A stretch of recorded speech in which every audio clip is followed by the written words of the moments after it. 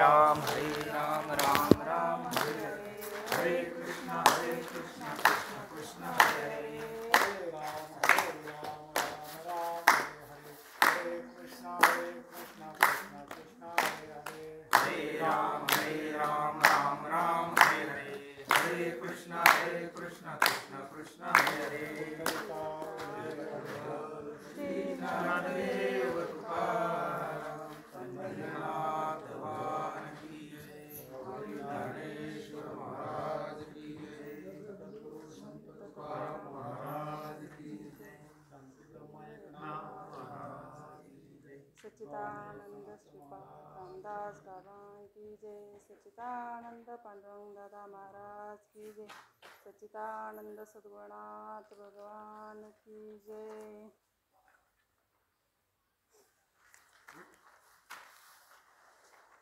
सततं कीर्तयन्तो मायतन्तच्च द्रोढव्रताः नमस्तच्च मा भक्त्या नित्ययुक्त उपासते। गुरुर्ब्रह्मा गुरुर्विष्णू गुरुर्देवो महेश्वरा, गुरुर्साक्षात् परब्रह्म तस्मै श्री गुरुवे नमः। महायोगपीठे तटे भीमरथ्या, परं पुण्डलिकाय दातुं मुनीन्द्रे, समागततिष्ठान्तमहानन्दकन्दं, परब्रह्मलिङ्गं भजे पाण्डुरङ्गं, परब्रह्मलिङ्गं भजे पाण्डुरङ्गम्। जयाचा जनी जन्मनामार्थ झाला, जयाने सदा वास नामात केला, जयाचे मुखी सदा नाम कीर्ती, नमस्कार माझा श्री ब्रह्म चैतन्य मूर्ती। नमामि सद्गुरुं शान्तं सच्चिदानन्द विग्रहं, पूर्ण ब्रह्म परानन्दं ईशमालधिवल्लभम्। ध्यानमूलं गुरुमूर्ति, पूजामूलं गुरुपदं, मंत्रमूलं गुरुवाक्यं, मोक्षमूलं गुरुकृपा। ज्या ज्या ठिकाणी मन जाय माझे, त्या त्या ठिकाणी निजरूप तुझे, मी ठेवितो मस्तक ज्या ठिकाणी, ते ते सद्गुरु तुमचे चरण दोन्ही। वचन ऐका कमलापती, माझी रंकाची विनंती, कर जडित कथे काळी, आपण असावे जवळी।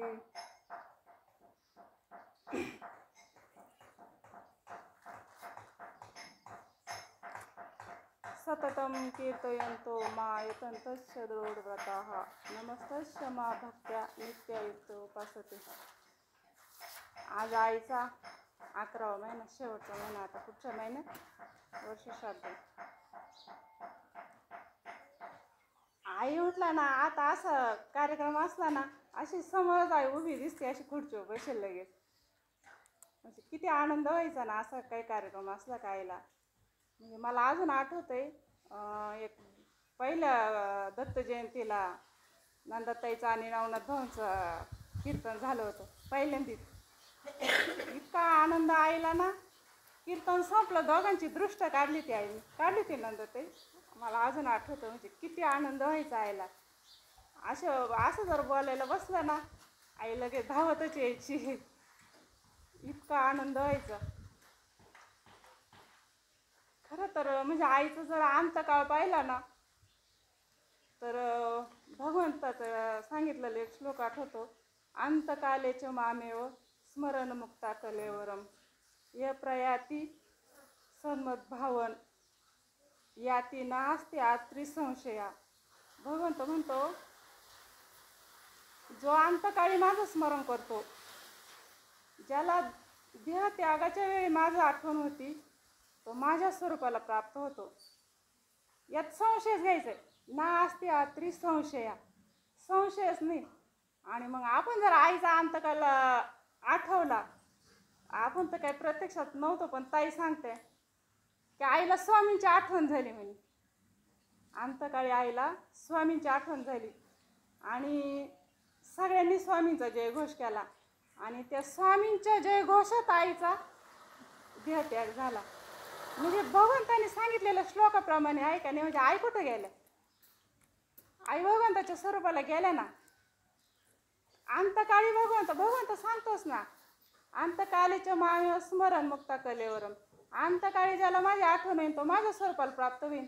ना असते आत्रे संशय घ्यायचा नाही भगवंत म्हणतो. आपल्याला संशय घ्यायचं काहीच कारण नाही. आई भगवंताच्या स्वरूपाला प्राप्त झाल्याच, फार संशयच नाही याच्यात काही का. कारण कसं भगवंताच्या म्हणजे भगवंत या श्लोकात सांगतो काय, सततम कीर्तन तो. मग कशासाठी सतत कीर्तन सांगितलं ना भगवंतांनी? मग सतत कीर्तन कशासाठी? हा एवढा अंतकाळ साधण्यासाठी. हा एवढा आपण जर हा परमार्थाचा एवढा अट्टहास आपला चालला असन, हा कशासाठी एवढा सगळा?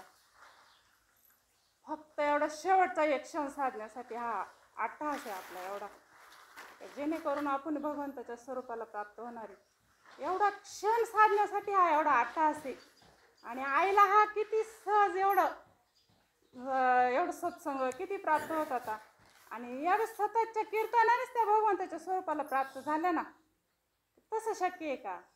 आणि मग कशासाठी हे सतत कीर्तन करायचंय ना? मग भगवंत सांगतो काय आपल्या बरोबर येणार आहे? किती आपण कमवलं. रात्रीच विषय झाला, रात्रीच्या अभंगात विषय झाला. किती कमवलं तर आपल्या बरोबर येणार आहे. सगळे इथं सोडून जावं लागणार आहे ना. आएगा रे बुलावा हरी का, छोड़ के सब कुछ जाना पड़ेगा, नाम हरि का साथ जाएगा, और कुछ तू न ले पाएगा. काय आपल्या बरोबर येणार आहे? किती करोडोनी संपत्ती कमवली ना, तो करा त्यांना सांगा ती कावडी गेली नाही. किती कमवा, बरोबर आपल्या काही येणार नाही. मग आपल्या बरोबर काय येणार आहे? नाम हरि का साथ जाएगा, और कुछ तू न ले पाएगा. फक्त भगवंताचं नाम आपल्या बरोबर येणार आहे महाराज. आणि मग कशासाठी आपला अट्टहास पाहिजे? किती आपण नाम कमवू शकतो? रात्री भाऊ सांगत होते किती आपण भगवंताचं नामस्मरण करू शकतो, किती ती संपत्ती आपण कमवू शकतो. तोच फक्त आपल्या बरोबर येणार आहे. त्याच्यासाठीच आपला अट्टहास पाहिजे महाराज. किती कमवलं इथं ते इथंच राहणार आहे. मला आईच्या अंतकाळावरून एका आठवण झाली. भाऊ आपले ते पुखरीचे पाहुणे आहे ना, त्यांचा भाऊ दवाखान्यातून घरी पाठवलं महाराज त्यांना. आणि बोलता येत नव्हतं काही, पण आयुष्यभर परमार्थ केलेला बरं का. म्हणजे अंतकाळ कसा असतो मला आईवर आठवण झाली. आणि ती शेवट बोलता येत नव्हतं. ते फक्त अशी 3 बोटं करायचे. मग 3 बोटं करायचे. घरच्यांना काही कळणार 3 बोटं कमून करते. त्याला 2 बहिणींनी 1 मुलगी. त्याला वाटायचं हे तिघींनाच बोलू ते. मग ते तिघींचे नावं घ्यायचे. मग बहिणीला बोलू का, मुलीला बोलू का, त्यांचे नावं घ्यायचे. हे नाही म्हणा, हे नाही 3 बोटं करायचे. आता काय समजायचं 3 बोटं. आणि मग त्याने असं खुणावलं का मला पेन आणून द्या. आणि मग दिलं. म्हणजे लिहिता येत नव्हतं, पण असं काहीतरी समजणं असं थोडं. रामकृष्ण हरी लिहिलं त्यांनी. मला अंगालाच काटा आला. त्यांनी लिहिलं रामकृष्ण हरी. आणि म्हणे म्हणा तुम्ही रामकृष्ण हरी म्हणा. म्हणजे अंतकाळी भगवंताचं स्मरण राहणं एवढं सोपं आहे.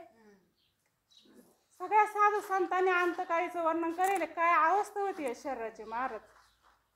नाक मुख गळू लागले लाळ आणि शंभूड किती किती वर्णन करेल या शरीराचं. आणि अंतकाळी भगवंताची आठवण झाली. त्याने सगळ्यांना रामकृष्ण हरी जप करायला सांगितला. असं कोणाला पण शक्य आहे का महाराज? आयुष्यभर करावं लागेल तेव्हाच अंतकाळी आठवण येईल ना महाराज त्याची.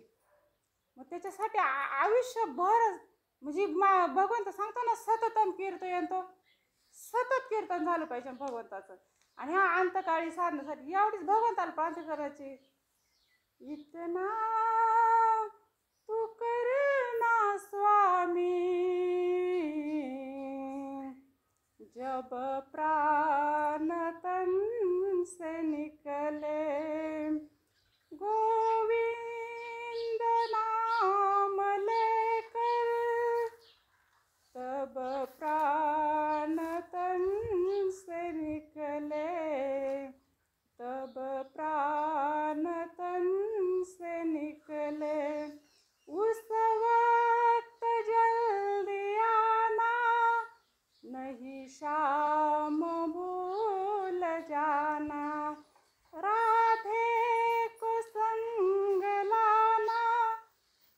प्राण तन से निकले, जब प्राण तन से निकले. एवढीच प्रार्थना करायची भगवंताला. का एवढा अंतकाळ आमचा साथ बाबा, त्यावेळेस विसरू नको. त्यावेळेस कसं विसरल? आपण जर आयुष्यभर त्याचं स्मरण केलं तर तो विसरेल कसा? विसरू शकत नाही महाराज. आणि मग कशासाठी हे सतत कीर्तन करायचंय? काय होणार आहे या सततच्या कीर्तनाने महाराज? सतत काय जे आपल्या पाठीमागं हे जे चक्र लागलं जन्म मरणाचं, पुनरपी जननम पुनरपी मरणम, सतत जन्म, किती वेळा जन्म आहे, किती वेळा फजितो, किती वेळा जन्माला यायचं, किती वेळा मरायचं महाराज. उपदेते नासे नासे ते पुनरपी दिसे घटिका यत्र, चालूच आहे ना महाराज सारखं. मग हे कुठंतरी थांबलं पाहिजे ना आपलं हे जन्म मरणाचं. आणि मग हे जन्म मरणाचं राहाडगाडगं थांबवण्यासाठी आणि ज्या भगवंताच्या पासून आपण आलो त्याची ओळख करून घेण्यासाठी, आपल्या स्वरूपाची प्राप्ती होण्यासाठी, का बघा बाबा मी देह नसून मी भगवंताच्या आत्मस्वरूप आहे, मी त्याचाच अंश आहे. आणि हे कळून घेण्यासाठी आपल्याला काय करावं लागेल? त्याचंच कीर्तन करावं लागेल, त्याचं नामस्मरण करावं लागेल. त्याशिवाय साध्य होईल का महाराज? नाही होणार साध्य. कोणतीही गोष्ट काही करायचं मिळवायचं म्हटलं ना, गोंधवले का महाराज म्हणतात नाम आहे ना जादूचा दिवा आहे महाराज. जादूचा दिवा सांगितलाय. तुम्हाला जर काही प्राप्त करायचं असेल ना, लौकिक म्हणा पारलौकिक म्हणा, आता काही सगळे काय भगवंताच्या प्राप्तीसाठीच नाही परमार्थ करती. प्रत्येकाच्या अपेक्षा कोणाला काय पाहिजे, कोणाला काय पाहिजे, कोणाला लौकिक पाहिजे, ते सुद्धा पाहिजे असेल तर काय करावं लागेल महाराज? भगवंताचं नामस्मरणच करावं लागेल ना. मग बोलले का महाराज म्हणते नाम हा जादूचा दिवा आहे. तुम्हाला जे पाहिजे ते मिळून देण्याची ताकद नामात आहे महाराज. पण तो दिवा विजून नाही द्यायचा. त्याला कशाचं तेल घालायचं? म्हणजे सत्संगाचं नामस्मरण, सत्संग पाहिजे सतत. या सत्संगाचं तेल जर त्याच्यात घातलं तर तो दिवस सतत तेवत राहील. आणि तो दिवस सतत तेवत ठेवला मग ते पाहिजे ते तुम्ही प्राप्त करून घेऊ शकता. म्हणून महाराज त्याला जादूचा दिवा म्हणतात महाराज. हा जादू हे असं नामस्मरण आहे महाराज. संतांनी सतत नामस्मरण केलं, सतत नामस्मरण केलं महाराज. कसे ते सतत म्हणजे आता आपण म्हटलं ना, आपण जरी म्हणलं ना सतत नामस्मरण करायचं, होतं का महाराज? प्रत्येकाचा अनुभव होत नाही महाराज सतत नामस्मरण. आपण जर ठरवलं ना, बघा बरं का, आता माझा अनुभव सांगते. समजा एखादं काम आपण करायला घेतलं ना, आता हे काम होण्यापर्यंत आपलं अनुसंधान तुटलं नाही पाहिजे. असा आपला 8 तास बरं का, काही वेळ राहतं आपलं, काही वेळ लक्षात कधी जातं ना कळत सुद्धा नाही. कधी आपण त्याच्यापासून बाजूला होतो ना काहीच कळत नाही. आणि थोडं वेळ पडतं आपण, अरे आपल्याला एवढं काम होईपर्यंत आपल्याला अनुसंधान टिकवायचं होतं, कधी बाजूला गेलं कळालं नाही. का आपलं असं होतं? मग का आपलं असं होतं? का आपण सुटतो? कधी आपलं सतत अनुसंधान कधी साधन महाराज कसं होईल? बघा आपले 4 वाण्या सांगितल्या महाराज, वैखरी, मध्यमा, पश्यंती आणि पारा. या 4 वाण्या सांगितल्या महाराज. बघा आपण वैखरी सगळ्यात पहिल्यांदा नाम परमार्थाची सुरुवात जर कुठून असेल तर वैखरीच्या नामस्मरणाने महाराज. आणि मग आपली सुरुवात वैखरीपासून आपली नामस्मरणाची सुरुवात होती. बघा आपण सगळे त्याच्यातून गेलो. पहिल्यांदा कोणी एकनिष्ठ नसतं. जसं जसं येईन ना, गणपती बसले गणपतीची, नवरात्र आलं देवीची, जे जे येईन म्हणजे प्रत्येक सगळे देव आपल्याला लागत राहते माझं. सगळ्यांचं नामस्मरण आपण करत राहतो. आणि प्रत्येक जण या स्टेपमध्ये येऊन जातो बरं का महाराज. आणि हे इतकं नामस्मरण महाराज म्हणते, इतकं वैखरीचं इतकं नामस्मरण झालं पाहिजे ना महाराज, इतकं नामस्मरण. आणि काय मग त्या नामस्मरणाचं फल? कोण जप करीत असन, कोण पारायण करीत असन, कोण काय काय ज्याच्या त्याच्या पद्धतीने वैखरी नामस्मरण करीत असन. मग ह्या नामस्मरणाचं फल काय? वैखरीच्या. आणि वैखरीच्या नामस्मरणाचं फल म्हणजे आपल्याला सद्गुरूंची प्राप्ती होती महाराज. जेव्हा तुमचं जे किती आपण सगळ्या देवांचं नामस्मरण करत असन तरी पण आपल्याला एक देव कुठंतरी आवडत राहतो बरं का महाराज. सगळं करीत राहतो पण आवडत एक काहीतरी राहतं. तो कारण आपला ते एक देव करून घ्या, कुठेतरी एक आवडत राहतो. आणि मग हे जे परमार्थ करून करून जे आपलं पुण्य साचतं आणि ते साठून ते आराध्य दैवत आपल्याला आपल्या सद्गुरूपर्यंत नेऊन पोचवतं महाराज. त्याचं एकच कर्तव्य का सद्गुरूंचं फक्त प्राप्ती. आणि आता आपल्याला गावाला प्रत्येकाला माणसं मिळते असे ते म्हणता, समजा आपण एखाद्या देवाची सेवा करतो, मग आम्हाला काय गरज सद्गुरूची? आम्ही करतोच आहे ना भगवंताची सेवा काहीतरी, मग आम्हाला सद्गुरूंची गरज काय? काही गरज नाही. आता समजा स्वामींची सेवा करणारे ते स्वामींना सद्गुरू मानतात, आम्ही स्वामींची सेवा करतोच ना, मग आम्हाला सद्गुरूंची काहीच गरज नाही. अरे बाबा, आपण सगुणात आलो ना, मग आपल्याला सगुणातलंच देव नको का? जो आपल्याला आपलं इथं चुकतंय हे बरोबर आहे, तुम्ही असं करायला पाहिजे, आपल्याला वेळोवेळी मार्गदर्शन करण्यासाठी सद्गुरूंची गरज असते महाराज. आणि सहजच म्हणतात आम्हाला काही सद्गुरूंची गरज नाही, पण गरज आहे. त्याशिवाय नाही हा भाऊसागर जर तरुण जायचा असन तर सद्गुरूंशिवाय नाही महाराज. सद्गुरूच प्राप्त झाले पाहिजे. मला साईचरित्रातलं एक हे साईबाबांचे एक भक्त होते वनी, सप्तशृंगी देवीचे उपासक काकाजी वैद्य म्हणून, इतके एकनिष्ठ, खूप सेवा करायची ते सप्तशृंगी देवीची. लई भक्ती त्यांची, इतकी सेवा करायची, इतकी सेवा करायचे, त्यांना दुसरं काही माहीतच नाही. आणि त्यांच्या सेवेने देवी प्रसन्न झाली आणि स्वप्न दृष्टांत दिला का आता तुझी सेवा फळाला आली, तुला सद्गुरूंची गरज आहे, तू बाबांपाशी जाय म्हणे. त्यांनी एवढंच सांगितलं देवीने का बाबांपाशी जाय, आणि स्वप्न संपलं आणि जागे झाले. आता बाबा समजायचे कोण? त्यावेळेस काय साईबाबा एवढे प्रचित नव्हते का? बाबा म्हटल्या कळलं बा. आणि विचार करू लागले की आता बाबा कोण? पण मग ते वनी त्र्यंबकेश्वर जवळ असल्यामुळे त्यांना काय वाटलं, मला त्र्यंबकेश्वरला बाबांना भेटायला सांगितलं. आणि मग त्यांची अशी जीवाची तळमळ होऊ लागली होती. मग असं कधी शांत होईल मी? मग म्हणून देवीने सांगितलं होतं का तुझी तळमळ थांबायची असेल तर तुला सद्गुरू भेटले पाहिजे, म्हणून बाबांच्या दर्शनाला जायला सांगितलं. आणि मग ते त्र्यंबकेश्वरला गेले. 4-5 दिवस तिथं अनुष्ठान केलं त्यांनी, तिथं सेवा केली, पण मनाची तळमळ काही थांबली नाही. आणि आता काय करायचं? परत वनीला आले. आणि वनीला आले मग देवीचे करुणा भागू लागले. माते मला काही कळाना, तू काही सांगितलंय, माझी काही तळमळ थांबे ना म्हणे, आता मी काय करू? आणि बघा साधू संतांची लीला कशी असते महाराज.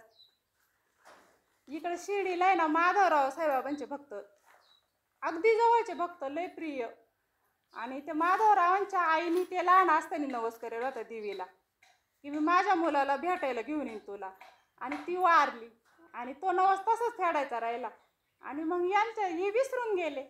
आणि यांची साईबाबांनी इतकी श्रद्धा ना, शिर्डीत एक दिवस ज्योतिषी आला आणि त्या ज्योतिषाने सांगितलं माधवरावांना का तुझ्या आईने नवस करेल सप्तशृंगी देवीला भेटायचा, आणि मग तू तो नवस पूर्ण कर म्हणे. आणि पण यांची इतकी साईबाबांना श्रद्धा ना, ते म्हणे हा चालेल म्हणे.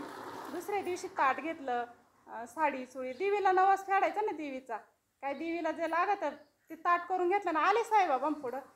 म्हणे तूच आमची माता, आम्हाला दुसरा देवच माहीत नाही म्हणे, तूच माझी माता, तूच माझी सप्तशृंगी, सगळं काही तूच. इतकं एकनिष्ठ पाहिजे बरं का महाराज, इतकी सद्गुरूनं इतकी श्रद्धा पाहिजे, इतका विश्वास पाहिजे का आता मला दुसरं काही माहीतच नाही.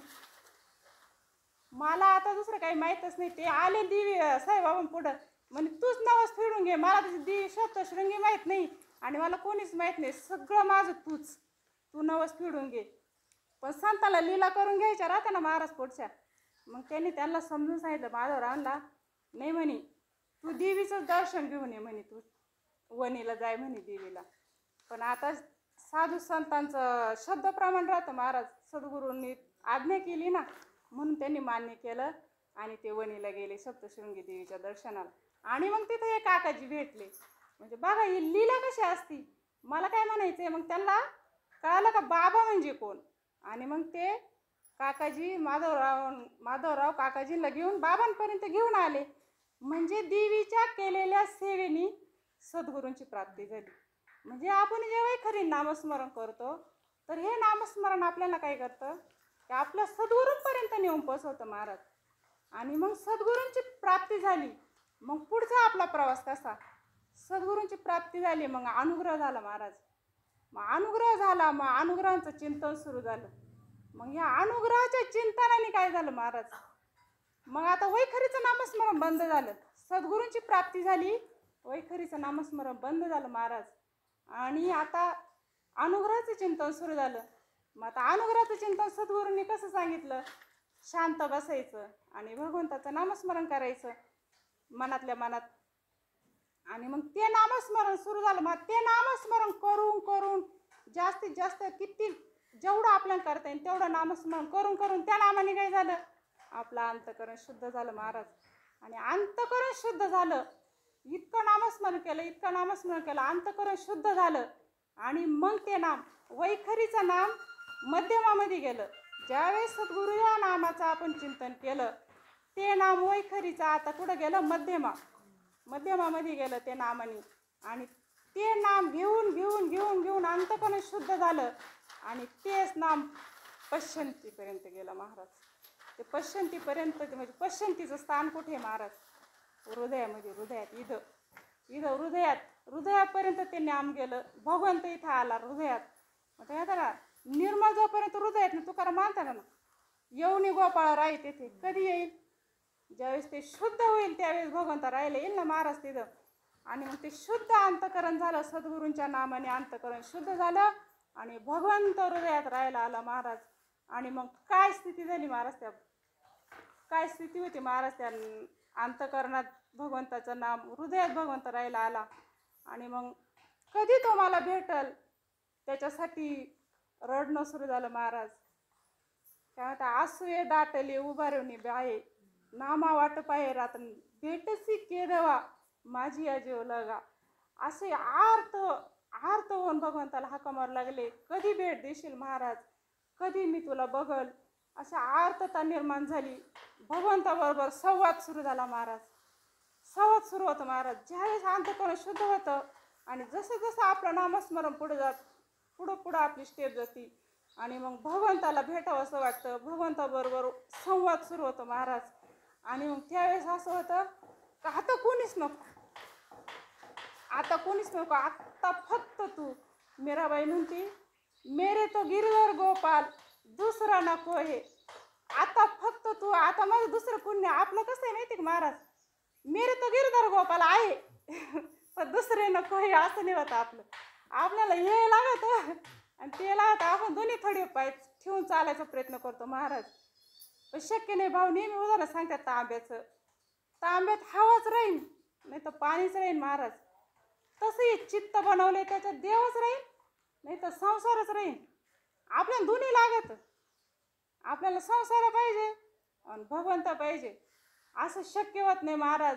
मीराबाई म्हणती ना, मेरे तो गिरधर गोपाल दुसरं नकोय. कसं माहिती का महाराज? आता एखाद्याला जर म्हटलं ना असे तुझे गाल फुगव आणि हस, येईल का महाराज हसता? एक तर त्याला गालच फुगवता येईल नाही तर हसताच येईल. दोन्ही करता येणार नाही.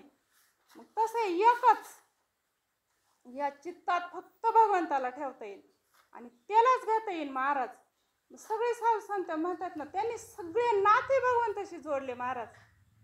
सगळे कृष्ण माझी माता, कृष्ण माझा पिता, बहीण, बंधू, चुलता, सगळं कृष्ण झाला महाराज.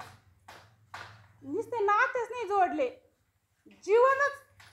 जीवनच कृष्ण झालं महाराज. विठ्ठल आमुचे जीवन झालं महाराज. जीवन त्यांचं साधू संतांनी इतकं भगवंताशी आटूत नाटू जोडलं महाराज का ते जीवनच भगवंत होऊन गेलं. विठ्ठल आमुचे जीवन, आगम निगमाचे स्थान, दुसरं काही राहिलंच नाही महाराज. तुकाराम महाराज पडून म्हणतात का आई वडील, विठ्ठल आमची माता पिता, गोत्र सगळं. आता नाही दुसरे काही, आता दुसरं काही राहिलंच नाही. आता फक्त एक भगवंत झाला महाराज. आणि हे कधी होतं महाराज? ज्यावेळेस आपलं अंतःकरण पूर्ण शुद्ध होतं आणि भगवंत आपलं जेव्हा आपल्या पश्चंतीपर्यंत आपलं नामस्मरण जातं आणि मग तेव्हा ते भगवंताची ओढ लागते महाराज आणि सगळे नाते त्याच्याशी जोडले जातात महाराज. आता जीवना वेगळी नासळीन तैसा तुका तर मग नाही महाराज. मग दमच नाही. मग पार अशी तडफड होती म्हणजे माशीची. तुकाराम महाराजांनी दृष्टांत दिला ना, पाण्याच्या वर मासा काढला, काय अवस्था आहे त्याची, काय अवस्था त्याची होती महाराज. तशी अवस्था या जीवाची होती का कधी मला भगवंत भेटन, अशी तडफड त्या जीवाची होती. आणि भगवंताला भेटण्यासाठी तो जीव आतुर होतो महाराज. आणि भगवंताला हाका मारू लागतो महाराज. कान्हया रे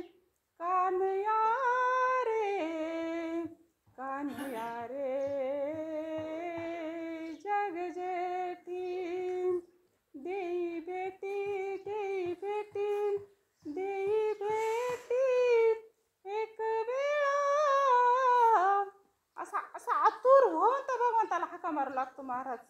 इतका आतुर होतो ना का त्याला दुसरं काही दिसतच नाही महाराज. आणि असं नामस्मरण करता करता करता करता ते नामस्मरण परावाणीपर्यंत जातं महाराज. ते नामस्मरण परावाणीपर्यंत गेलं आणि परावाणीपर्यंत गेलं मग काही कामच नाही राहिलं महाराज. कबीर महाराज म्हणते ना, जीवा स्मरे ना कंठे हाले ना राम हमारा भजन करे हम बैठे आराम. मग काय करायचं राहिलं का महाराज. याच्यापर्यंत येण्यासाठी 8 तास आहे महाराज. आपल्या कोणत्याच वाणीत अखंड नामस्मरण आपलं होऊ शकत नाही. जेव्हा आपलं नामस्मरण परावाणीपर्यंत पोहोचेल मग ते अखंड चालू, तेव्हा त्याला अखंड म्हणता येईल महाराज. वैखरीचं आपण सतत नाही नामस्मरण करू शकत, ते बंदच पडतं. आणि मध्यमाचं नाही याचं परावाणीपर्यंत जेव्हा आपलं चिंतन जातं तेव्हा ते अखंड चिंतन नामस्मरण घडतं. मग भगवान तिथे सांगतो ना, सततम कीर्तयंत. हे सतत कीर्तन कसं आहे, हे जेव्हा आपल्या परावाणीपर्यंत कीर्तन जाईल तेव्हा ते सतत अखंड मग चालूच. मग ते काय फुटकाची विना त्याला 2 तारण घाली यार जरा पंढरीच्या वर खाली ते चालूच राहणं सतत. सगळ्या साधू संतांनी भगवंतांनी सांगितलं आणि साधू संतांनी सुद्धा सांगितलं. तुकाराम महाराज काय म्हणतात, सदा नामघोष करू हरिकथा तेने सदा चित्त समाधान.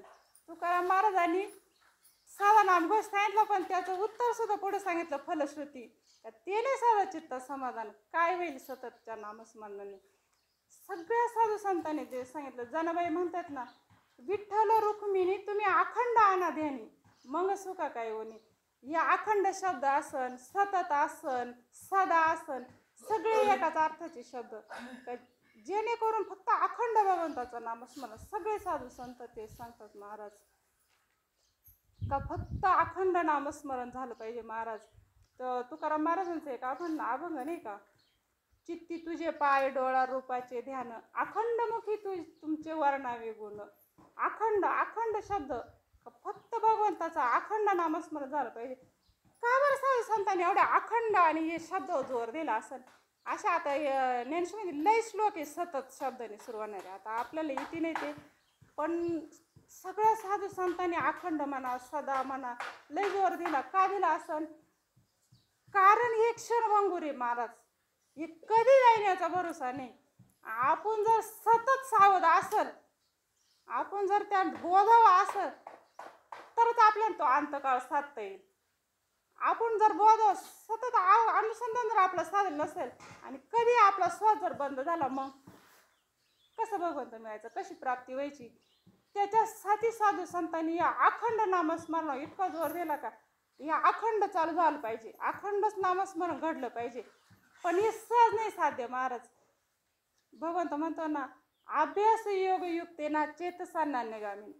अभ्यासच करावा लागेल महाराज. त्याचा अभ्यास शाळेत पोर आपण पाहतो ना, पहिलीतून 2ऱ्या वर्गात जायचंय, पुढं जायचंय, तसं जाईल का महाराज. अभ्यासच करावा लागेल ना. आणि मग इथं भगवंताची प्राप्ती करायची आपल्याला सामान्य गोष्ट आहे का. आणि मग आपल्याला जर आपलं साध्य एवढं मोठं आहे तिथं जर आपल्याला पोचायचं असेल तर आपल्याला अभ्यास केलाच पाहिजे ना. म्हणून महाराज अभ्यास योग युक्ते ना, अभ्यासच झाला पाहिजे त्याचा. जेव्हा जसं आपण अभ्यास करू ना होते महाराज. अभ्यास केला तर सगळं साध्य होते. पण आपण कमी पडतो. आपली अशी तळमळ लागली पाहिजे का कधी मला तो भेटन.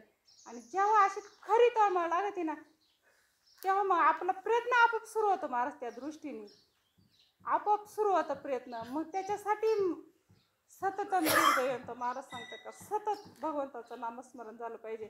आणि मग या सततच्या नामस्मरण काय होतं, तो योगी कसा होतं त्याचे लक्षणं महाराजांनी या श्लोकामध्ये सांगितले.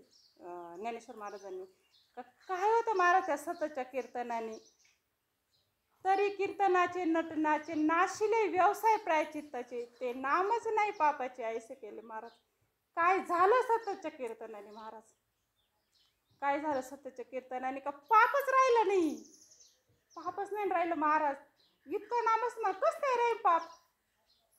या नामाने तृणाग्नी समरस झाले. किती पाप असू ना एका नामाने जर ते सगळं भस्म होते. येतं तर सतत नामस्मरण. मग काय पाप राहील शिल्लक, राहू शकत नाही ना महाराज. पाप राहीलच कस काय. म्हणून महाराज म्हणत्या यमदमा अवकळा आणली तीर्थ ठायावरून उठवली. यमलोकीची खुंटली राट अवघी. ही तीर्थाला आता आपण सगळे बघा तीर्थाला जायचं कशासाठी जायचं? पाप धुण्यासाठी जायचं. तीर्थात आंघोळ केली तर सगळं पाप गेलं. याने तीर्थाचं महत्व संपवलं महाराज. एवढं नामस्मरण केलं ना का पापच राहिले नाही. मग आता जायचीच काय गरज राहिली? पापच नाही राहिलं महाराज. बघा तीर्थाचं सुद्धा महत्व संपवलं महाराज. इतकं नामस्मरण काय झालं त्या नामस्मरणाने? ऐसे माझे नाम घोषे नाहीची करीती विश्वाची दुःखे अवघी जगाची महासुखे दुमदुमीती भरली. अवघेची त्रैलोक्य आनंदाची आता. महाराज म्हणत्या अवघेची त्रैलोक्य सगळा आनंदच भरून टाकला महाराज. दुःखच कुठं शिल्लक ठेवलं नाही महाराज. पार कुठं नाहीशी करती विश्वाची दुःखे पार नाहीसच करून टाकलं महाराज. कुठंच दुःख शिल्लकच ठेवलं नाही महाराज. कशाने झालं? भगवंताच्या नामस्मरणाने. इतकं नामस्मरण केलं ना अवघाची संसार सुखाचा करीन. अख्खा संसार सुखाचा करून टाकला भगवंताच्या नामस्मरणाने. इतका नामघोष ना सगळं सुख दुःखच कुठे शिल्लक राहिलं नाही. आणि तसं विचार केला तर आहेच कुठे दुःख? खरं जर आपल्याला बोध सद्गुरूंनी तो दिलाय. काय आपलं स्वरूपच काय? आनंद अद्वय चित्त नित्य निरामय जे का निज देव योग यांचे. आपण जर आनंद स्वरूप आहे दुःख नाहीच कुठं. पण आपण जेव्हा आपल्या याच्या येतो ना वृत्ती आली का मग दुःख होतं. आणि हे काहीच ठेवलं नाही म्हणजे यम दम अवकाळ आणली म्हणजे यम दम सगळं हे आंतर इंद्रियांचा निग्रह बाह्य इंद्रियांचा निग्रह यम दम हे काहीच राहिलं नाही. कसं काय राहील महाराज? हे जे इंद्रिय आहे यांना जर त्यांनी सगळं इकडं जोडले महाराज. घेई घेई घेई माझे वाचे गोड नाम विठोबाचे डोळे तुम्ही घ्या रे सुख पहा विठोबाचे मुख. तुम्ही आई कार कान माझ्या विठोबाचे गुण मना तेथे धाव घेई राई विठोबाचे पायी. घेई घेई घेई माझे वाचे गोड नाम विठोबाचे. कुठे जोडलं मला सगळे इंद्रियांना जोडलं त्या भगवंतापाशी.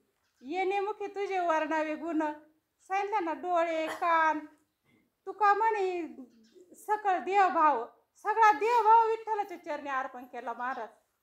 सगळं अर्पण केलं मग राहिलंच कुठं? त्याचा इंद्रियांचा निग्रह काय आंतर इंद्रिय काय बाह्य इंद्रिय काय राहिलंच कुठं महाराज? ते जर त्याला अर्पण केलं सगळं त्याच तोच पाहू लागला. तुकाराम महाराज म्हणतात डोळ्यातली बाहुली माझी विठाई झाली. मग दिसन काय? जर ही बाहुलीच विठाई झाली तर समोर दिसन काय महाराज? सगळं पांडुरंगच दिसन ना महाराज. नाही दिसणार का? पण आपल्याला तर सारं जगच दिसतंय. सगळं जग दिसतं महाराज. अजून किती भेद आहे महाराज? अजून लई तुझं माझं स्त्री पुरुष लई सगळं भेद दिसतो महाराज. पण तुकाराम महाराज त्या डोळ्यातील बाहुली माझी विठाईच झाली. आणि तेच करायचंय महाराज सगळं. कशासाठी नामस्मरण हा 8 तास कशासाठी? का सगळं तेच दिसलं पाहिजे महाराज. परमार्थाचा परिपाक आहे महाराज. का सगळं विश्व भगवंतमय दिसावं महाराज. याच्यासाठी सगळं 8 तास आहे महाराज. सगळं नामस्मरण सगळं काही करायचं असेल तर सगळं भगवंतमय दिसावं महाराज. साधू संतांना दिसलं ना महाराज. ते दिसलं महाराज सगळं दिसलं. आणि हे काय झालं महाराज या नामस्मरणाने? ते पहाटे विने पाहती अमृती विने जीविती योगी विने दाविती कैवल्य डोळा महाराज. काय केलं महाराज? पहाटे विने पाहवलं त्यांनी महाराज. ज्ञान सूर्य प्रगट झाला महाराज. ज्ञान सूर्य साधू संतांनी सद्गुरूंनी काय केलं? ज्ञान अद्वैत सगळं संपलं. अज्ञान संपलं.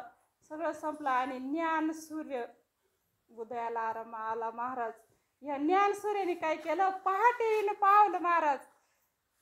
अंधारात दिसत नाही पण या ज्ञान सूर्याने सगळं दाखवलं महाराज. सगळं दाखवलं. आणि अमृती विने जीविती अमृत काय करतं? एकदा जिवंत करते महाराज. अमृत प्यालं जिवंत झालं अमर झालं. पण या नामाने काय केलं महाराज?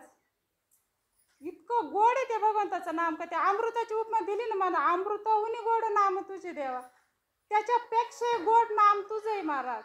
या अमृतापेक्षा हे काय जन्म मरणच खुंटवणार आहे सारं. हा? सगळं दुःख घालवणार आहे. ते काकड्यातले एक अभंग नाही का, जीवे गोड 3 अक्षरांचा रस, अमृत जायचे फिके पुढे, अमृत फिकं पडलं महाराज. इतकं नाम त्याचं गोड आहे महाराज.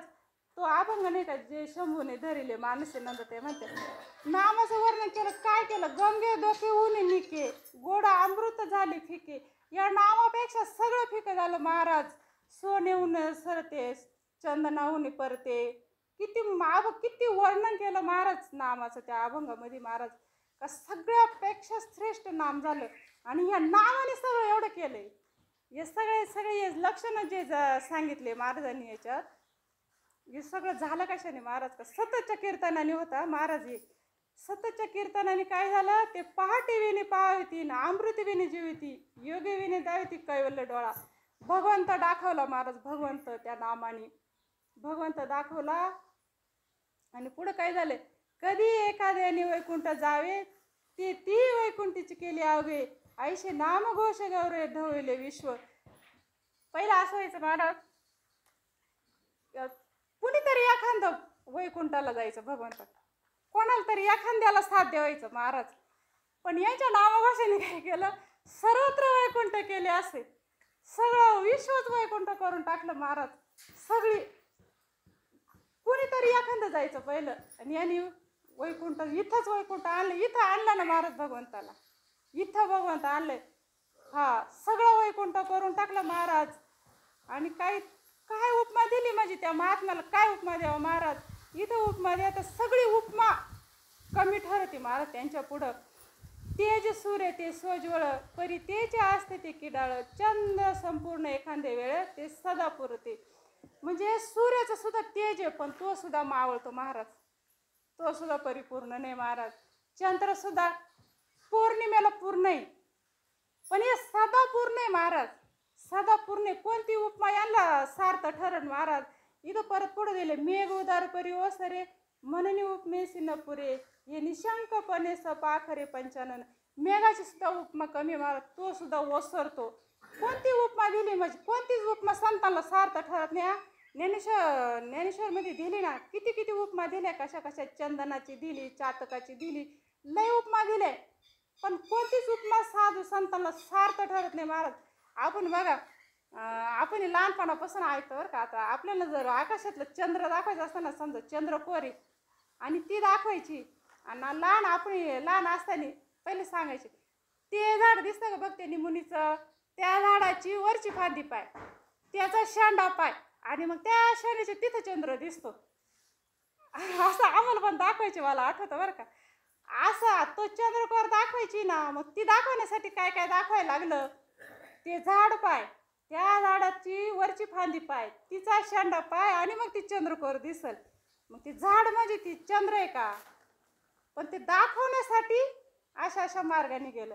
मग साधू संत असे ते तसे नाही, पण आता त्याला उपमा काय द्यायची, मग थोडे असे, थोडे चंद्राप्रमाणे, थोडे सूर्याप्रमाणे अशी उपमा दिली. पूर्ण सार्थ नाही ठरत महाराज, पण असे आहे थोडे अशी उपमा साधू संतांना दिली महाराज.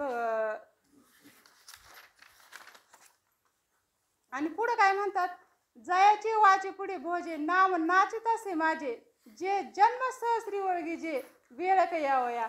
बघा, एकदा भगवंताचं नाम मुखात येण्यासाठी भगवंत म्हणते हजारो जन्माचं पुण्य लागतं महाराज. हजारो जन्माचं पुण्य एक भगवंताचं नामस्मरण येण्यासाठी लागतं.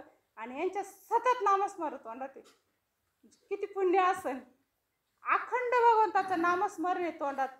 आणि या अखंड नामस्मरणाने काय होते महाराज, का सतत भगवंत जवळ आहे ना. मग तो कुठे आहे, तो म्हणतो तुम्हाला जर माझा पत्ता पाहिजे असेल ना, मी कुठे आहे, मला जर शोधायचं असं तर कुठे, मी वैकुंठी नसे, वेळ एक भामू बिंबी न दसे, वरी योग्याची मानसे उमरोडणे जाय, तरी तयापासी पांडवा, मी हरपलो घेऊ सवा, जेथे नामघोष बरवा करीती माझा.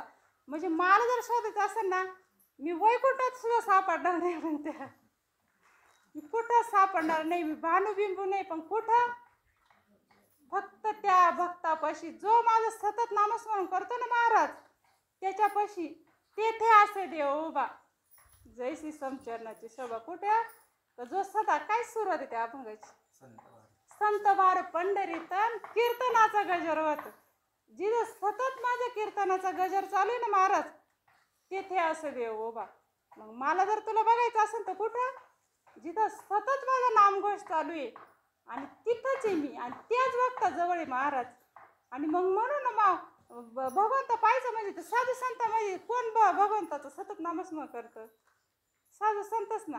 मग कुठे भगवंत पाहिजे उभा तेथे कुठं आहे त्यांच्याच पैसे ना महाराज. मग देवतेची संत देवाची संत निमित्त त्या प्रतिमा कुठं कुठं पाहायला जायचं महाराज भगवंताला कुठं पाहायचं सांगा ना महाराज मला सांगा बरं का. मी राहीन बोलत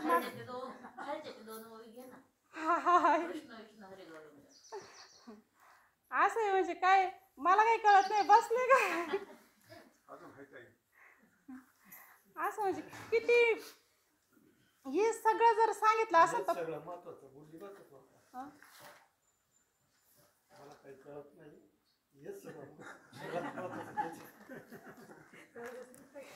कारण काय होतं ते मेळाव्याच्या गुरुपौर्णिमेच्या वेळेस बोल 5 मिनिट मला काही कळतच नाही किती वेळ झाला काही समजण्याचं. आणि खरं तर मग एवढं वेळ बोलायला नाही आता आपण बोलतोय आता मेळावेळा असल्यावर 5-10 मिनिटं 15 मिनिटं बोलायचं 20 मिनिटं बोलायचं. आणि खरं मेळाव्यामध्ये असं झालं मला जो विषय मांडायचा ना भाऊनी मला सांगितलं 2 तास बोलायचं टायमिंग दिला आता. नंतर त्या ताई आले नाही सुरेगावच्या आणि मग भाऊनी फोन केला आले तर मला काय माहिती 1 तासात आवरायचं मला आपल्याला 2 तास बोलायचं. मी तर 1 तास अभंग आले नाही आणि जे बोलायचं ते सगळं राहूनच गेलं.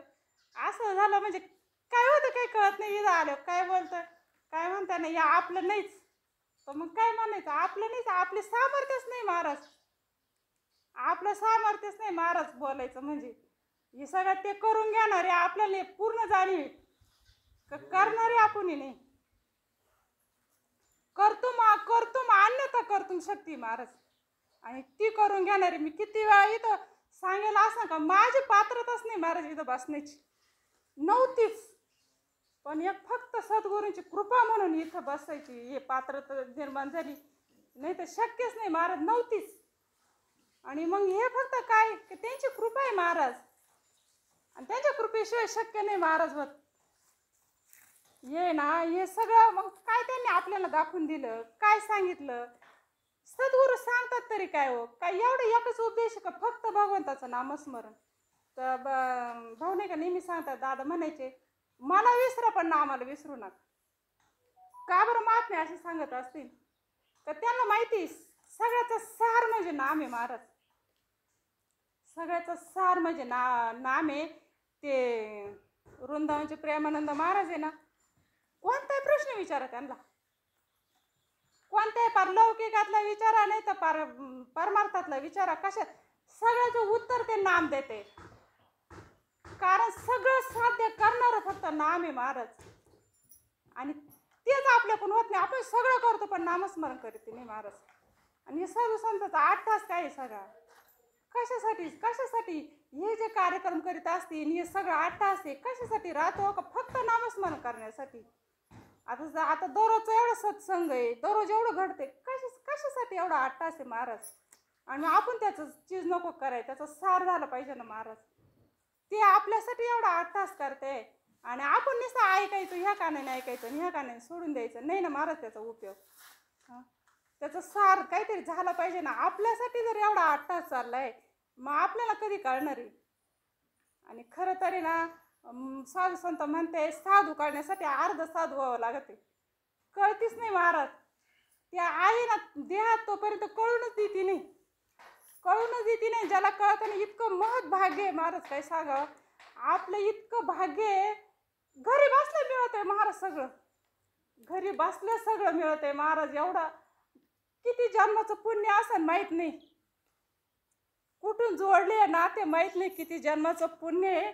मला खरंच विहरगाव राहायचं ना ज्यावेळेस आम्हाला इकडं राहायला यायचं ना मला असं वाटायचं इकडे गेलं काय होईल काय नु कोण मला मिळेल काय नु कसं काय माझं परमार्थ पुढं चालेल काय होईल काय नु कोणाची ओळख नाही कसं होईल काय करायचं. पण इतकं कृत्य झाल्यासारखं वाटतं का भगवंतच साक्षात मिळाला महाराज. साक्षात भगवंत मिळाला, काही करायचंच राहिलं नाही असं वाटतं. आपला विश्वास कमी पडतो महाराज. ज्यावेळेस सद्गुरू भेटले आणि मिळाले सगळं सार झालं महाराज. सगळं सार झालं, काहीच मिळायचं राहिलं नाही. निस्ती तोंडाने म्हणतो ब्रह्मानंदम परम सुखदम केवलम ज्ञानमूर्ती द्वंद्वातीतम गगन सदृशम तत्वमस्यादि लक्षम एकम नित्यम विमलाचलम सर्वादि साक्षीभूतम भावातीतम त्रिगुण रहितम सद्गुरु तत्नाम. सगळं काही सारे महाराज. पण आपलं ना कसं आहे माहिती का, कळतच नाही महाराज. हे प्रकृती येतो, ही जीव दशा येते, ही देह येतो आणि बाजूला होतो. साक्षात भगवत ज्याला सद्गुरु देव कळाला त्याला काहीच मिळवायचं राहिलं नाही, काहीच राहिलं नाही महाराज. पण आपले विश्वास, आपली श्रद्धा तेवढी होत नाही आणि म्हणून एवढं तरफड काहीच नाही पार, काहीच. त्या गुरुचरित्रातलं दीपकाचं उदाहरण माझ्या समोर येते. साक्षात भगवंत आले पण त्याने बाजूला केले, कारण त्याला कळलं होतं माझे सद्गुरू म्हणजे देव आहे. आणि ज्या दिवशी ज्याला कळलं ना त्याच्या जीवनात काहीच करण्याचं राहणार नाही. काय सांगू, मला घरी एक शब्द बोलला ना मला दम लागत होता. मला असं झालं आज मला बोलायचं. मी नवरात्रपासून आजारी आहे, मला घरी मी कोणाशी बोलत नाही. मला 2 शब्द बोलले की मला दम लागत. म्हटलं आता कसं बोलायचं तिथं जाऊ. भगवंताला प्रार्थना करीत होते, काय तुझी अशी इच्छा असेल, तुला जर बोलून घ्यायचं असेल, तुझी इच्छा फक्त इथे यायचं होतं. एक शब्दाप्रमाणे होतं, मला इथं बसायचं होतं. मला नाही एक शब्द बोलता आला तरी चाल. 2 शब्द बोलले माझी इथं चमक निघत. मला बोलताच येत नव्हतं. मला सुद्धा कळत नाही मी कशी बोलली.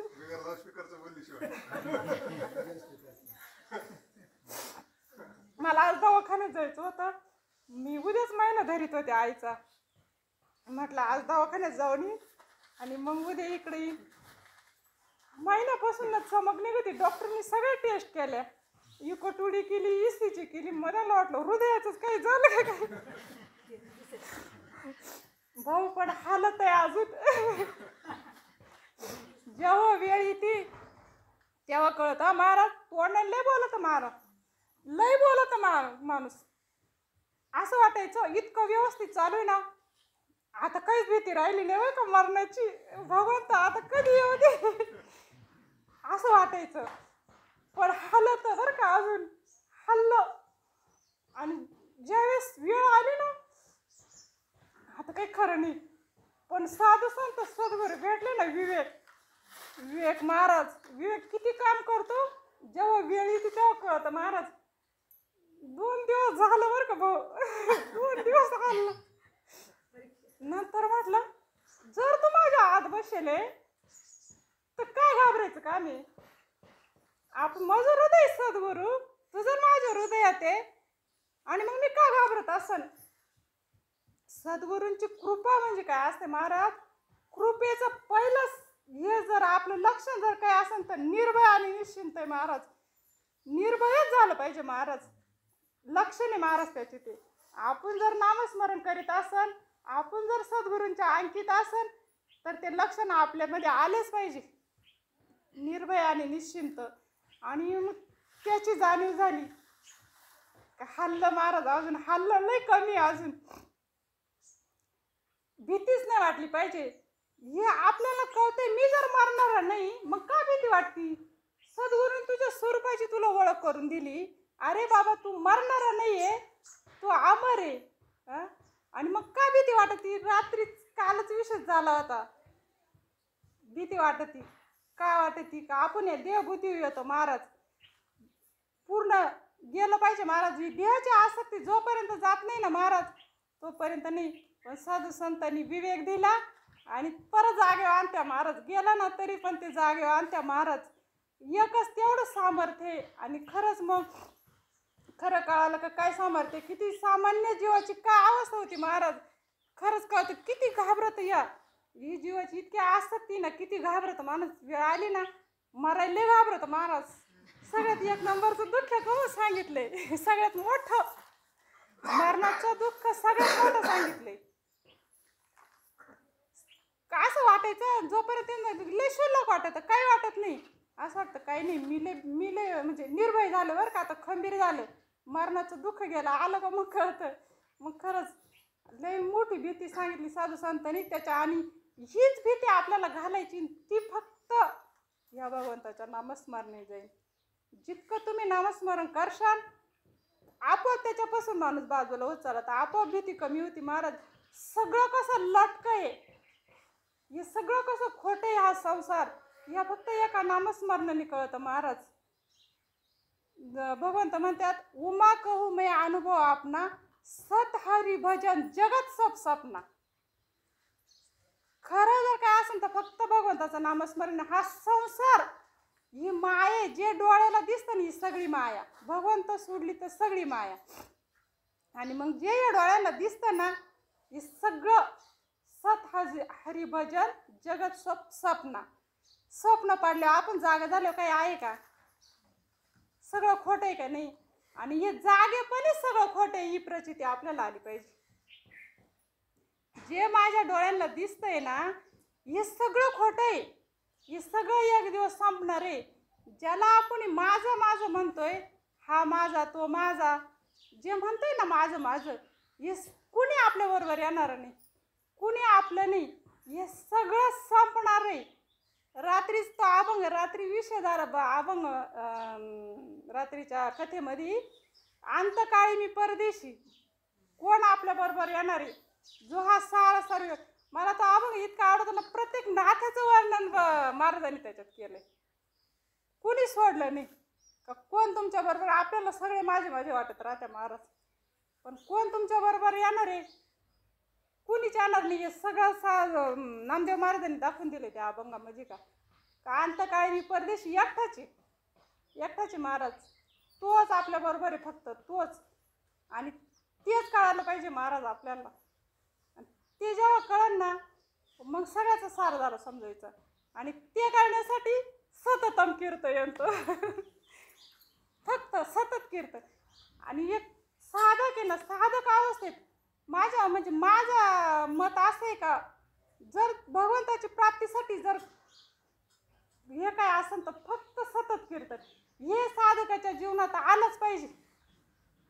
हा जो श्लोक आहे ना, हा प्रत्येकाच्या जीवनात आल्याशिवाय नाही महाराज करणार. नुसतं वर म्हणून चालणार नाही आपल्याला. नुसतं केलं थोड्या वेळ बसलो झालं जमणार नाही. आपल्याला अखंड अनुसंधानापर्यंत यावंच लागेल.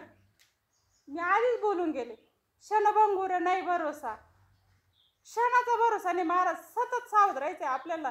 साधू संतांनी आता काकड्याचे तर वासुदेव आंधळे पांगू जर पाहिले ना तर किती सावध केलंय महाराज, की पार पाया पडू सांगा त्या महाराज.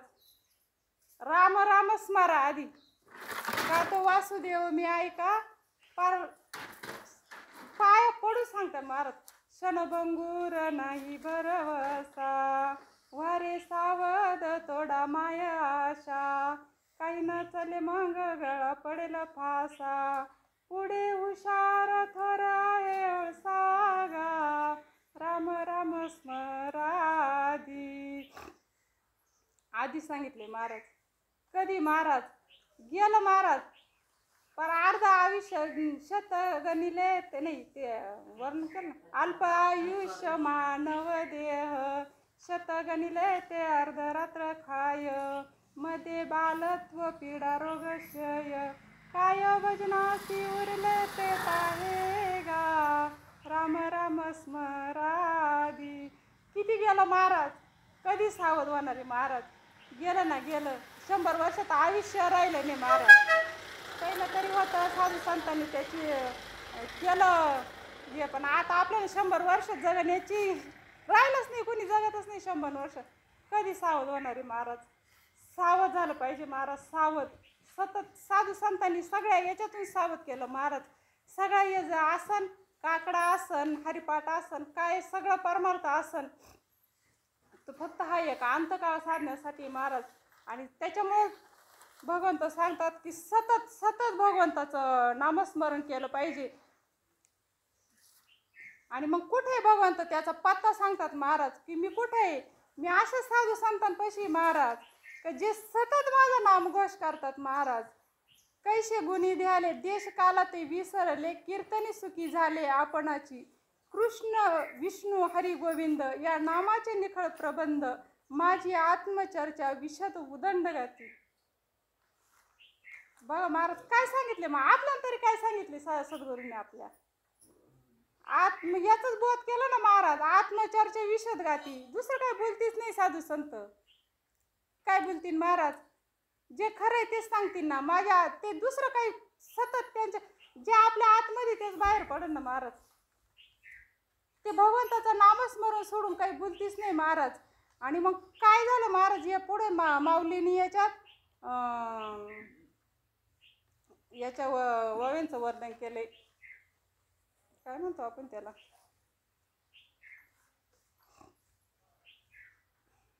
काय मला तो शब्द आठवना आता.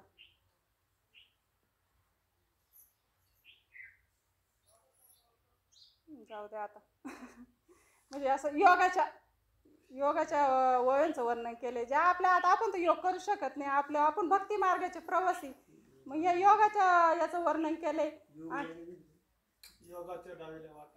हा ते योगाच्या पुढं ववे दिल्या. आधी माऊली सांगतात सततम कीर्तन त्या श्लोकात. मग त्या सतत कीर्तनाने तो महात्मा कसा त्याच्या लक्षणं सांगितले की काय झालं त्याच्या सततच्या कीर्तनाने. आणि मग योग मार्गाने तो महात्मा कसा करतो. आणि परत ते सांगतात की कसं त्याची दृष्टी झाली महाराज. सततच्या कीर्तनाने काय झालं. काय दिसू लागलं त्याला का आधी ब्रह्मकोरणी शेवट मशक धोरणी समस्त हे जाणून स्वरूप माझे. म्हणजे त्याला ब्रह्मदेव ते माशीपर्यंत सगळे भगवंत दिसू लागला महाराज. कशाने झालं ते. फक्त एका नामस्मरणी का सगळे जीव आत्मतत्वाने सगळे तो भरलेला आहे. विष्णुमय जग झालं सगळं. कशाने झालं. नामस्मरणी. म्हणजे ब्रह्म असू नाही तर बारीक किडी मुंगी असू त्याच्यात तोच भगवंत तेच तत्व भरलेलं आहे. मग आपल्याला तरी काय सांगत सद्गुरू सगळी का भगवंतच बघायचं ना आपल्याला. मी आधीच नाही बोलून गेले का. काय झालं का त्यांची बावलीच विठाई झाली ना.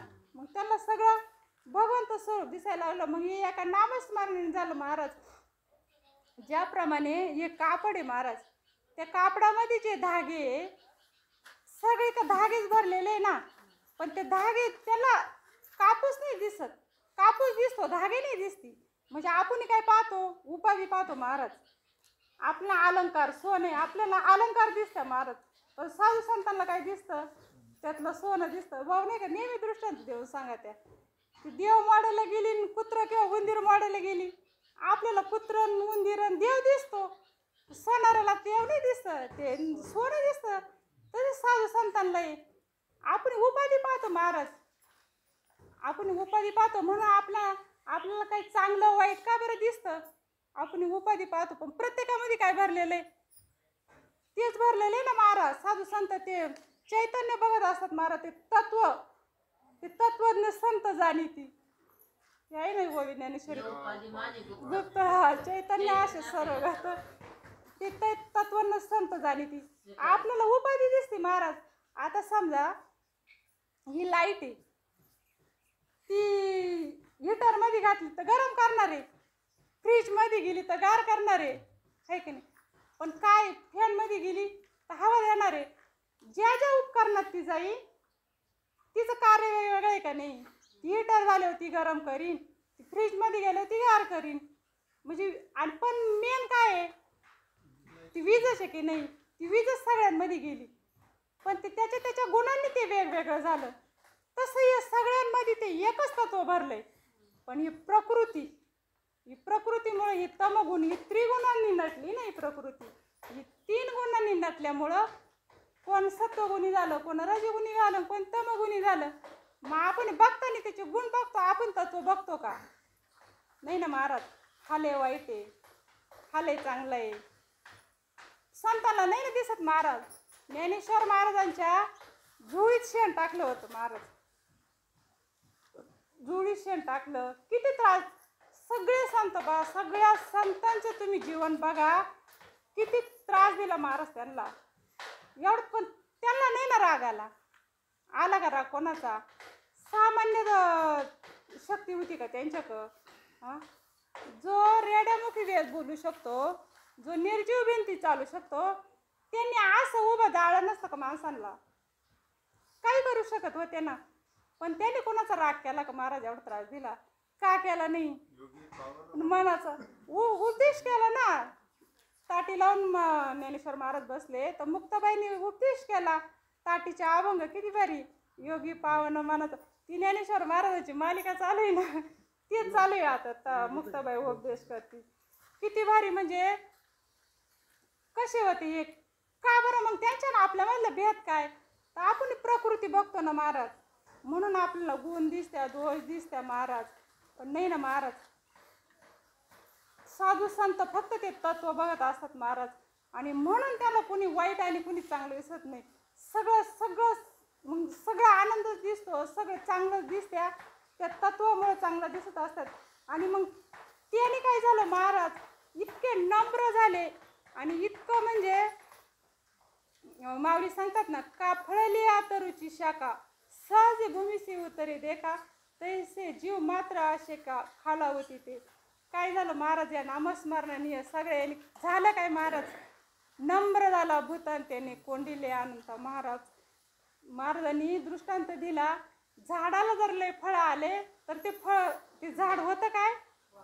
भूमीशी उतरे देखा. महाराज ते खाली वागतं महाराज. ते नम्र होतं, नम्र.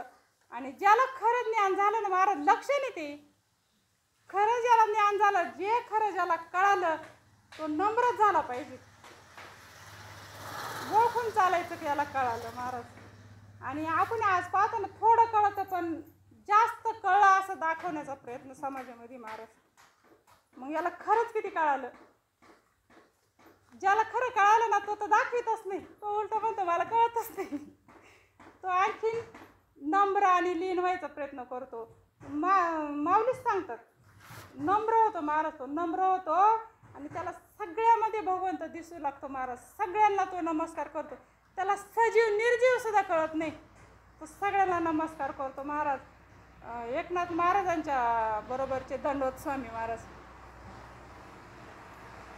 सगळ्यांना दंडवत घालायचे महाराज. ते काय माणसालाच, आपण तरी माणसालाच नमस्कार करतो. आपण नाही दिसत महाराज सगळ्यांना बघून, आपण ते सगळ्या माणसाला नमस्कार नाही करते.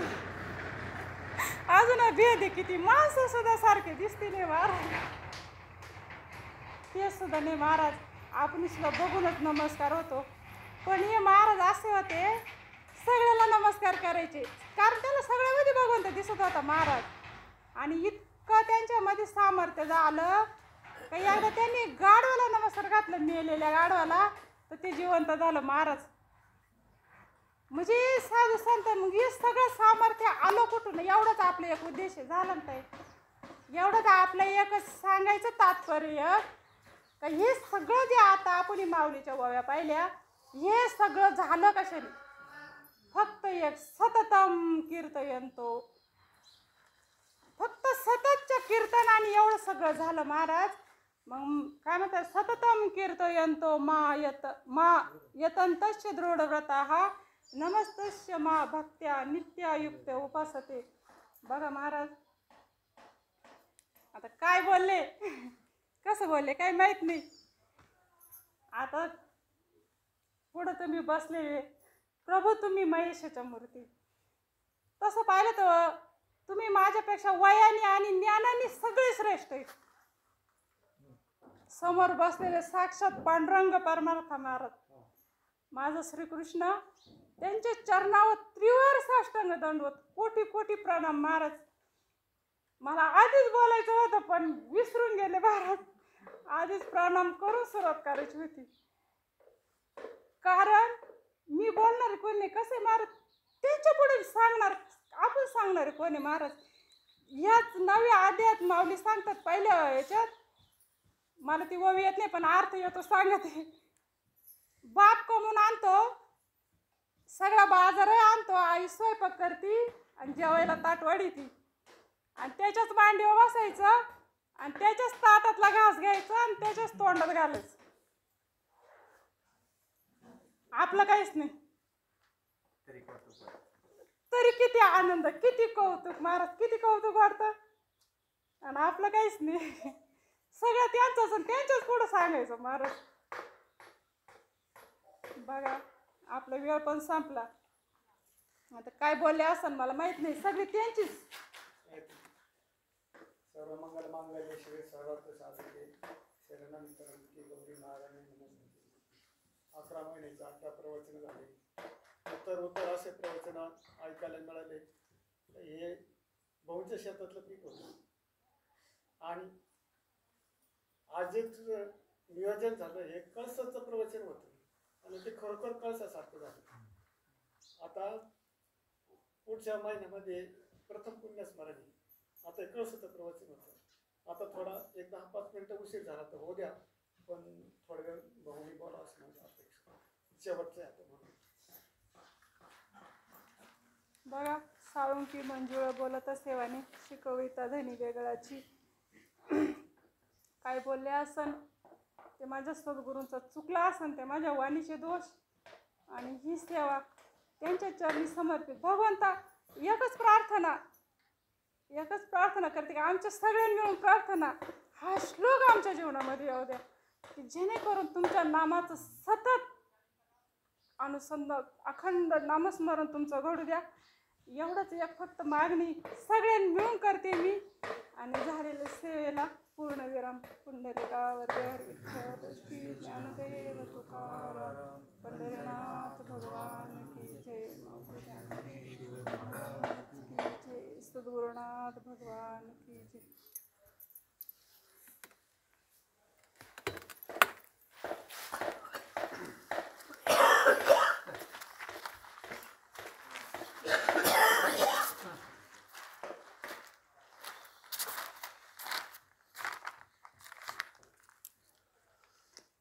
वसुदेवसुतं देवं कंसचाणूरमर्दनं देवकी परमानंदं कृष्णं वंदे जगद्गुरु. आज 11वा महिना, त्या निमित्तानं ज्ञानदान आपल्या हरिभक्तपरायण कविताताई शिंदे सुंदर असं सततं कीर्तयन्तो मां यतन्तस्य दृढव्रता नमस्यन्तस्य मा भक्त्या नित्ययुक्ता उपासते. आपलं जीवन कृतार्थ होण्याकरता सगळ्या संतांनी सोपा मार्ग सांगितला. कलियुगा माझी करावी कीर्तन तेने नारायण देईल भेटी. आणि ती सगळं मातोश्रींकून झालं, त्यांचं जीवन कृतार्थ झालं. मोठ्यांचं कसं असतं, येतं वडील जे जे करते तया नाम धर्म ठेवीती येरती अनुष्ठिती सामान्य सकळ. आपल्याकरता हे संस्कार पुढच्या पिढीला. एक मनामध्ये संकल्प होता, सत्य संकल्पाचा दाता नारायण. प्रत्येक महिन्याला थोडं देणे को अन्नदान लेणे को हरिनाम. सुंदर असं ज्ञानदान झालं, अन्नदान झालं, सत्संग झाला. अजून एक मनामध्ये अशी इच्छा होती का बऱ्याच दिवसाचं गाथ्याचं पारायण करायचं. जगद्गुरु तुकोबारायाचा पंचम वेद गाथा. आता तो योग आलाय. श्राद्धाच्या अगोदर 7 दिवस म्हटलं 101 प्रति बोलावल्या आपण गाथ्याच्या. ज्यांना शक्य येते या, आपण इथं गाथ्याचं पारायण मृदंग राहीन टाळ सगळं याच्यामध्ये. तिकडून काही मंडळी येणार आहे, ज्यांना शक्य होईल 1-2 दिवस 4 दिवस 5 दिवस 6 दिवस 7 दिवस गाथ्याचं पारायण करू आपण सुंदर असं. कारण निमित्ताशिवाय ही गोष्ट घडत नाही. त्या निमित्तानं आपलं पारायण होईल. गाथ्याचं पारायण म्हणजे वेदाचं पारायण आहे. गाथा म्हणजे काय आहे, पंचम वेद आहे. फलप्राप्ती अशी असते. गाथ्याचं पारायण झालं का वेदाचं पारायण होत असतं. म्हणून आणि सत्संग होईल, हरिपाठ होईल, काकडा होईल. आता काकड्याला जोडूनच येतं आहे, शिवाय काकड्याला जोडूनच येतं आहे. 7 दिवस पारायण होईल, त्या निमित्तानं सत्संग होईल, थोडा प्रसाद राहत जाईल. काही मंडळी आता बाहेरचे येतील, इथले ज्यांना शक्य होईल. नाही 7 दिवस जमलं 2 दिवस का होईना, ग्रंथ राहतीलच. ज्याला जेवढा वेळ तासभर का होईना इथं आलं तर तेवढंच आपलं एक सत्संग घडण, आपल्याला सेवा घडण. गाथ्याची भगवंताची सेवा येते. म्हणून सगळंच व्यवस्थित असं अंतःकरणामध्ये इच्छा होती बऱ्याच दिवसाची की इथं पारायण करायचं आपल्याला. गाथ्याचं पारायण करायचं. आणि तो योग आला आता, या निमित्तानं पारायण होईल, श्राद्ध होईल, श्राद्धाचं कीर्तन होईल, सगळं व्यवस्थित असं. सगळ्यांचा एक आशीर्वाद आहे आपल्या पाठीमागे. तुका म्हणे आले समर्थाचे मना, तरी होय राहणार रंक त्याचा. योग्य वेळी संकल्प पूर्ण होत असतो. मनामधला संकल्प योग्य वेळ आले त्या निमित्तानं तो संकल्प आपला पूर्ण होईल. सुंदर असं सत्संग चालू आहे. कलियुगामध्ये सर्वात श्रेष्ठ जरा सतसंग आहे. बिनु सतसंग विवेकन होई, राम कृपा दिन सुलन होई. म्हणून साधू संतांनी अट्टहास केला, आपल्या कल्याणाचा मार्ग सांगतो तुम्हाशी भजारे विठ्ठला. म्हणून आपण कोणाचं कर्म पाहायचं नसतं. बाबा म्हणायचे, गाय काय खातीये पाहू नका, दूध किती चांगलं देतीये पहा, तिचं दूध किती पवित्र आहे. म्हणजे साधूचं सहज बोलणं असतं. सहज बोलणे हित उपदेश करून साया. मग साधू कोण आपण हे गुण घ्यायचे असतात. कोणाचं कर्म पाहायचं नसतं. माऊलीनं कोणाचं कर्म नाही पाहिलं, म्हणून तर माऊली म्हणतात ना त्यांना, खळांची व्यंकटी सांडो. खळ मरू नये म्हणले माऊली. कोण माऊली म्हणलं असतं नाही का. म्हणून जो खंडावया घाव घाली का लावणी जयाने केली, तेची संत सोशी जगाची आघात. म्हणून संतांनी आपल्यापर्यंत हा प्रसाद आणलाय नाही का. फार मोठं ज्ञान आहे. भगवान परमात्म्यानं दिलेलं ज्ञान आहे. वाघिणीचं दूध आहे. ज्याला पचलं त्याचं कल्याण झालं असतं. त्याला काही संशय घ्यायचं कारण नाही. म्हणून आपल्याकडून मूळ उद्देश आहे भगवंताचं चिंतन घडावं, नामस्मरण घडावं. तोच उद्देश आहे. हा सत्संग काहीतरी निमित्त लागत असतं नाही का. त्यांनी तर त्यांचं कल्याण करूनच घेतलं. आयुष्यभर भगवंताचं नामस्मरण केलं. त्यांना इथं सत्संग घडला नाही का. सत्संग म्हणजे यज्ञ असतो. म्हणून सुंदर असे प्रत्येक महिन्याला अनुकूल परिस्थिती असो, प्रतिकूल परिस्थिती असो, कोणाला फोन असो नसो, एक आपलं कार्य म्हणून सगळे प्रेमाची मंडळी येतात लांब लांबून. आज तर कुठून मांडे आले, पार येवल्यावरून मांडे आले ठीक. आणि प्रवचन बी मुक्ताबाईचंच झालं म्हणून एक जिव्हाळा आहे. तर बरीच मंडळी चाललंय त्यांच्यावालं का आम्हाला पारायणाला यायचं बा इथं. पहिलं आता सगळी व्यवस्था झाली बसायची. सुंदर असं आपण करून घेतील. पांडुरंग परमात्मा करून घेतील, सद्गुरू करून घेतील. आपण फक्त एक संकल्प करायचा असतो सत्य. म्हणून सर्वच मंडळीला धन्यवाद. सुंदर असे प्रत्येक महिन्याला एका पुढे संस्थेत गेले नाही मंडळी, पण शुद्ध आत्मज्ञान बाहेर येतं का. ज्या योगानं आपलं देह तादात्म्य सुटलं जातं. आणि देह तादात्म्य सुटलं का जीवनातलं दुःख संपत असतं. शेवटचा मुद्दा, गुरुवारी बापू यायचे मला विचारायचे, इतके उंच नारळ कसं काय पडते म्हणले तुमच्यावाले. म्हणलं आपा पडत आहे. अरे हेच अध्यात्म म्हणले, याच्यापेक्षा वेगळं अध्यात्म असतं का म्हणले. दुःख कुठपर्यंत आहे, आपण त्याला चिटकलेलो आहे. पण ज्या वेळेस भगवंताच्या चिंतनानं देह तादात्म्य सुटतं, देहात असतानाच आहे तोपर्यंत त्याचं दुःख होणार आहे. शरीर तादात्म्य आहे आपलं, त्याच्यावालं त्याचं निवारण करावं लागणार आहे आपल्याला. देहात राहूनच त्याचा बाध करायचा आहे. आणि तो बाध विचारानं होतो, ज्ञानानं होतो. जीवनमुक्त अवस्था म्हणजे काय, गेल्यानंतर नसती. देहात असतानाच त्या सुख, आत्मसुख, ते प्रेमसुख. मग कळतं नारळांना पूर्ण सोडलेलं आहे असं कवटीला. त्याला वरून काही झालं तरी ना आतल्या खोबऱ्याला काही लागत नाही ना. तसं आपला प्रवास चालू आहे. ज्यावेळेस आपल्याला भगवंताच्या चिंतनानं पूर्ण देह तादात्म्य सुटून जाईल, त्यावेळेस आपलं सुद्धा दुःख कमी कमी कमी होता होता होता मग दुःख जीवनातलं नष्ट होतं. म्हणजेच रामराज्य होतं. झाले रामराज्य काय उनिया माशी, धरणी धरी पीक गाई ओळाल्या म्हशी. राम वेळो वेळा आम्ही गाऊ ओवी, दळिता कांडिता जीवित आगे बाई. मग तिथे निवृत्ती सांगितली. स्वप्नी ही दुःख कोणी न देखे डोळा. कशाना, नामाच्या गजरे भय सुटले कळी काळा. काळाचा विषय संपला. तिथं काय देतो भगवंत आपल्याला, शेवटच्या चरणात सांगितलं ना, तुका म्हणे रामे सुख दिले आपुले. आता जन्म मरणाचं कामच संपलं ना. आता येणे जाणे खुंटले म्हणते नाही का. शेवट तो भाला माझा बहु गोड झाला. आता अध्यात्माचा शेवट हे गोड अध्यात्मवाल्यालाच कळत असतं नाही का. प्रवृत्तीवाद्याला काय कळते अध्यात्माचं नाही का. भगवंताच्या नामस्मरणा शरीर पडणं म्हणजे तपस्या असती नाही का. अंतकाळी ज्याच्या नामाले मुखा, तुका म्हणे सुखा पार नाही नाही का. म्हणून त्यांनी मातोश्रींनी त्यांचं कल्याण करून घेतलंय. आपल्यालाही तो मार्ग दिव्य असा दाखवला, आपल्या पुढे आदर्श ठेवला का भगवंताचं चिंतन करता करता जाता येतं. काही प्रसंग आला तर 4-8 दिवस थांबता येतं, ही शक्ती भगवंत देतो. काय परमार्थाचा मोठा आदर्श, एक वर्ष श्रद्धा होऊन दिलं आणि ठरल्याप्रमाणे जाणं म्हणजे ही काही सामान्य गोष्ट आहे का? सामान्य वाटत असली पण सामान्य नाही. ती अध्यात्माची शक्ती आहे. विश्वास हा विश्वास तो करी स्वामीवरी सत्ता.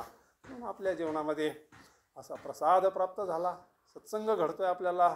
आम्ही दैवाचे दास पंढरी रायाचे. ठीक, काय द्यायचं? नामा म्हणे लाखोली सदा अनंत नामी वाहू गोविंदा. आम्ही दैवाचे दास पंढरी रायाचे. म्हणून सुंदर आता प्रसाद आहे. सर्व आपण प्रसाद घेऊ. देवाच्या प्रसादे करारे भजन, म्हणू दास गीती गात प्रसाद देतो पंढरीनाथ. यांना शक्य होईल ते या पारायणाला. सर्व आपण सुंदर असं पारायण, झालेली सेवा समर्थांच्या चरणी समर्पित. पुंडलिका वरदारी श्री ज्ञानदेव तुका पंढरीनाथ भगवान श्री स्वामी समर्थ महाराज सद्गुरुनाथ महाराज. आता विश्वासमती घेवी येणे वाग्यज्ञ तोसावे श्रोणी मज द्यावे पसावे. जे काळांची लखडी अया कर्मी रती वाढो भूता परस्परे पडो मैत्र जीवांची दुरितांची तिमिर जाओ. विश्व स्वधर्म शौर्य जो जे वांछील तो ते लाहो प्राणी जात. वर्षात सकाळ मंगळी ईश्वर निष्ठांची माती आहे. नवरत भूमंडळी भेटो चला कल्पतरूंची आरव. चेतना चिंतामणीचे लाभ भोलकीचे अर्णवा. चंद्रमेघी अलांछन मार्तंडजी हे सर्वाई सदा सज्जन सोयरे होतो. किंबहुना सर्व सुखी पूर्ण होणी ती भजी जो आदि पुरुखी ग्रंथोपजीये शेष लुकिये दृष्टा दृष्ट विजय होवा. एथ म्हणे श्री विश्वेश्वरावो हा होईल तान पसावो. येणे वर्ये ज्ञान देवो सुखिया येणे वर्ये ज्ञान देवो सुखिया येणे वर्ये ज्ञान देवो सुखिया. ओम शांती शांती शांती. सदा सर्वदा योग तुझा करावा तुझे कारणी देह माझा करावा. उपेक्षू नको